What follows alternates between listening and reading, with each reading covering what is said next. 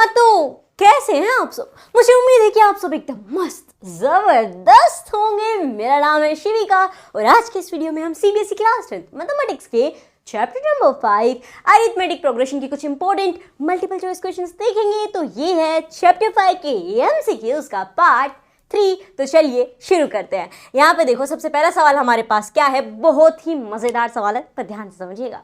If 7 times the 7th term of an AP is equal to 11 times its 11th term, then 18th term will be। ठीक है, आपको 18वीं term बतानी है। कैसे बताओगे इसको ना, एक बार फटाफट से शॉर्ट ट्रिक से सॉल्व करेंगे, बहुत आसान है। हमें क्या कहा गया, हमें कहा गया है 7 times the 7th term यानी A7।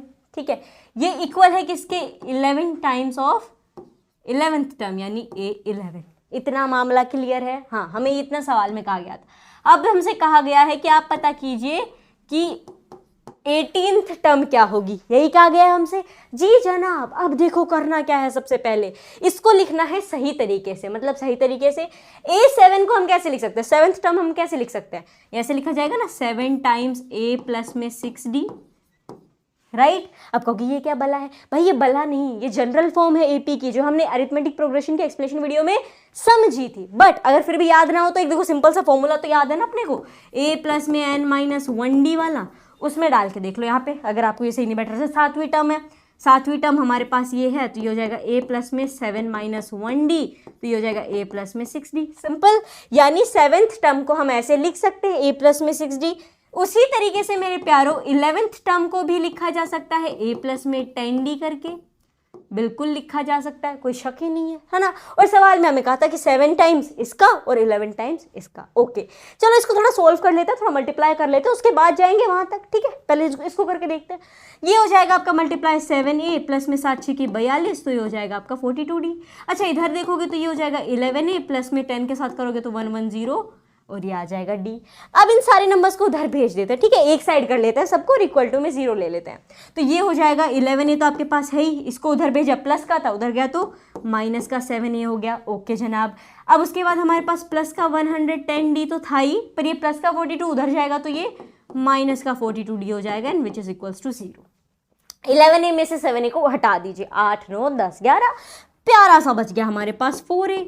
ओके जनाब, प्लस माइनस यहाँ पे भी माइनस हो जाएगा, सिंपल। जी जनाब, तो ये हमारे पास कितना आ जाएगा, 4a प्लस में आ जाएगा आपके पास 110 है, इसमें से आपने उड़ा दिए कितने, 42, तो ये आपके पास बचेगा 68d which is equals to 0। क्या इतना मामला क्लियर है? हाँ, अब ध्यान दो, यहाँ पे ये 4 से सारा कट रहा है, 4 यहाँ पे आप कॉमन लेके इनकी छुट्टी कर सकते हो। 4 1 जा 4, एग्जैक्टली 4 1 जा 4, 2 सॉरी 2 असल और 7 चौक यहाँ पर 28 हो जाता है, तो ये आपका 17 टाइम चला जाएगा और d इक्वल्स टू में 0। हाँ बस यहीं पे पूर्ण विराम लगा दो। अब इसको छोड़ के उस पे आते हैं, A18 मतलब कि 18th टर्म। 18th टर्म को हम कैसे लिख सकते हैं? सिंपल, आपको लिखना है 18th टर्म। जनरल फॉर्म क्या बोलती है, पहली टर्म के अंदर 17 बार अगर हम डिफरेंस को जोड़ दें तो हमारे पास 18वीं टर्म आ जाएगी। सिंपल यही बोलती है। अच्छा, ये दोनों एक जैसे नहीं दिख रहे? दिख रहे हैं, तो यहां से हमें पता चला दैट a प्लस में 17d 0 के इक्वल है। मतलब a प्लस 17d तो भाई A18 ही होता है, a प्लस 17d तो अपनी 18th टर्म ही होती है, तो ये तो इक्वल 0 है। Option number D right answer. पढ़ने में कितना डिफिकल्ट सवाल लग रहा था, बट सोल्व किया तो कितना इजी निकला। तो इस तरीके से आप इसे सोल्व कर सकते हो। अब चलते हैं अपने अगले सवाल की तरफ। अब देखो बहुत ही आसान सा है। The sum of first 5 multiples of 3 is, 3 के शुरुआती 5 मल्टीपल्स का सम कितना होगा? एपी बना लो अपनी सबसे पहले। 3 6 9 12 15, कहानी चलती जा रही है। ठीक है, ये अपने 3 के मल्टीपल्स हमने लिख दिए। अब आपको इसके शुरुआती 5 के यहाँ पे सम निकालना है। अब आपके दिमाग की घंटी बजेगी, ओके सम वाला formula, S of N equal to N upon में 2 2 a प्लस में n माइनस 1d। इतना बड़ा नहीं लगाने की जरूरत है। क्यों? क्योंकि यहाँ पे ध्यान दो, पहली टर्म भी है आखिरी टर्म भी है। कहा भी है कि 5 तक का ही निकालना, यानी आखिरी टर्म 5th टर्म हो जाएगी अपनी ये, दैट इज 15, फर्स्ट टर्म हो जाएगी अपनी 3। तो हम ये वाला फॉर्मूला लगाएंगे, कौन सा, n अपॉन में 2 a प्लस में l वाला। ठीक है, यहाँ से भी सम निकल के आ जाएगा। ये सारे फॉर्मूले इत्मीनान से हमने अरिथमेटिक प्रोग्रेशन का जो एक्सप्लेनेशन वीडियो उसमें समझे थे। डिटेल में समझने हो तो जनाब आप वो वीडियो देख सकते हैं। कहाँ पे देखना पड़ेगा?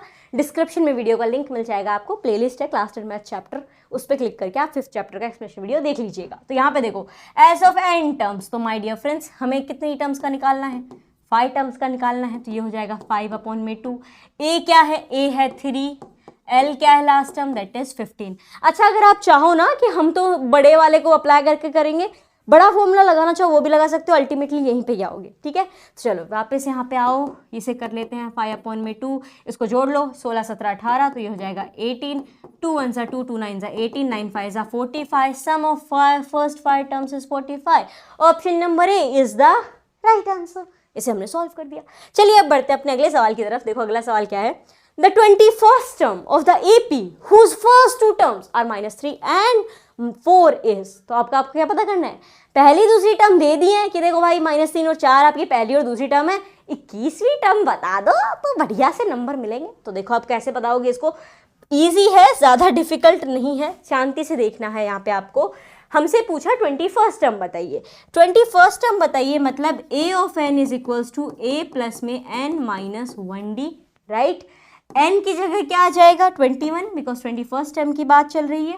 तो ये आ जाएगा a21 इक्वल्स टू a क्या है? कहाँ है? फर्स्ट 2 टर्म्स आर -3, मतलब a अपना -3 है, प्लस में यहाँ पे मैं आपके लिए अलग से लिख भी देती हूँ दैट a आपका -3 है। अच्छा, प्लस में n माइनस 1d, ये थोड़ा गैप देना पड़ेगा यहाँ पे, वापस से लिखते हैं -3, n कितना है? 21 है, माइनस का 1, d चाहिए, डिफरेंस गायब है। अच्छा, इसके लिए अभी देखो डिफरेंस कैसे निकलेगा। पहली टर्म है -3, दूसरी टर्म है 4, डिफरेंस निकालना बहुत आसान है, a2 माइनस a1 करना है। ये चीज़ें हम पढ़ चुके हैं। इससे पहले अरिथमेटिक प्रोग्रेशन का जो पार्ट 1 और पार्ट 2 थे एमसीक्यूज में, भर के भाई डिफरेंस ही निकाला है उनमें हमने। तो यहाँ पे भी वही आ जाएगा। तो ये हो जाएगा आपका 4, माइनस में माइनस का 3, माइनस माइनस आपका प्लस हो जाएगा, 5 6 7 हो जाएगा, डिफरेंस आ चुका है 7। तो वही यहाँ पे लगा देंगे कि भाई 7 यहाँ पे हमारा डिफरेंस है। चलो अब यहाँ पे से सॉल्व कर लो। माइनस का 3 तो अभी ऐसे ही रखिएगा, प्लस में 20 × 7 है, ये हो जाएगा -3, 7 दूनी 14, 140, माइनस प्लस माइनस 140 में से 3 उड़ा दो, 137 बच जाएंगे आपके पास, यानी 137। Option number B is the right answer. The 21st term of the AP will be 137, और ये हमने सॉल्व कर लिया। चलो अब बढ़ते हैं अपने अगले सवाल की तरफ। क्या है अगला सवाल? इजी है, ये भी बहुत इजी है। देखो क्या है? द लिस्ट ऑफ नंबर्स, ये आपके लिस्ट ऑफ नंबर्स हैं। आप बताओ कि ये एक AP है जिसका डिफरेंस -16 हो, या फिर ये AP है डिफरेंस लेकिन 4 है। अच्छा, ये एक AP है जिसका डिफरेंस -4 है, या AP नहीं है। AP कब नहीं होगी? जब हर केस में डिफरेंस अलग आ रहा होगा, कॉमन डिफरेंस सेम नहीं होगा यहाँ पे। तो चलो पता करना पड़ेगा, खेल यहाँ पे डिफरेंस का ही है। तो फटाफट से यहाँ पे शुरू करते हैं D पता करना। a2 माइनस में a1 से शुरुआत करेंगे। a2 मतलब -6, जिससे माइनस करेंगे हम -10, which is -6 minus plus 10, minus plus minus, तो 10 में से 6 गया कितना बचेगा? 4 बचेगा, प्लस का रहेगा, लेकिन ये मत भूल जाना प्लस का। क्यों? क्योंकि 10 बड़ा है ना 6 से, इसीलिए। अब चलो 1 निकाल लिया, अभी बाकी के नंबर्स भी करने पड़ेंगे। 1 से तसल्ली नहीं कर सकते कि 4 ही होगा यहाँ पे, ना ना ना, हो सकता है -4 भी आ जाए। तो यहाँ पे अब हम लिखेंगे क्या? a2 माइनस a1 कर लिया, अब a3 माइनस a2 करेंगे। ठीक है, a3 क्या है यहाँ पे? -2 है, सिंपल है। तो ये आ जाएगा आपका -2, जिसमें से माइनस क्या करोगे? a3, जो कि क्या है? -6 है, तो ये आ गया -6, माइनस माइनस प्लस, तो ये आ जाएगा -2 प्लस का 6। अब माइनस प्लस माइनस, 6 में से मेरे प्यारों 2 हटा दोगे, 4 बचेगा, वो भी प्लस का ही रहेगा। क्यों? 6 बड़ा है। चलो ये भी चेक कर लिया, अभी तक तो सेम आ रहा है। अब लगे हाथ तीसरा भी निकाल ही लेते हैं ताकि पूरी तसल्ली हो जाए कि 4 ही रहेगा और ये एक AP है। तो चलो यहाँ पे अब आ जाएंगे हम a4, जिसमें से माइनस करेंगे हम a3। a4 है प्लस का 2, माइनस करना है माइनस का 2, माइनस माइनस प्लस हो जाएगा, तो ये हो जाएगा 2 + 2 विच इज इक्वल्स टू 4। मतलब तीनों बार डिफरेंस सेम रहा है, तो इसके साथ हम कह सकते हैं कि option number B is the right answer. ये जो लिस्ट ऑफ नंबर्स हैं ये एक AP फॉर्म कर रहे हैं और जिनका कॉमन डिफरेंस क्या है? जिनका कॉमन डिफरेंस 4 है। अगले सवाल पे चलते हैं। अब अगला क्वेश्चन देखो क्या है। If the common difference of an AP, जो पहला सवाल हमने किया था वैसा ही है, बस थोड़ा सा घुमा दिया गया है। यहाँ पे आपको कहा है कि if the common difference of an AP is 5 then what is 18th minus 13th term, मतलब 18th और 13th टर्म का डिफरेंस यहाँ पे क्या होगा अगर हमारा कॉमन डिफरेंस 5 है।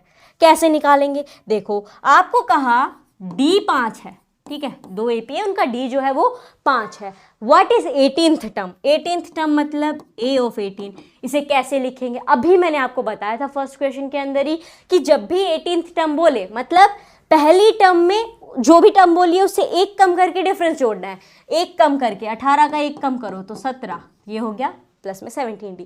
फिर हमें कहा 13th टर्म मतलब पहली टर्म में नंबर को एक कम करके 13 है तो 12 कर देंगे, 12 बार डिफरेंस छोड़ देना है। सिंपल, ये हमने यहाँ पे लिख दिया। अब हमें तो यहाँ पे इनको ऐसे लिखने के लिए नहीं, इनका डिफरेंस निकालने के लिए कहा है।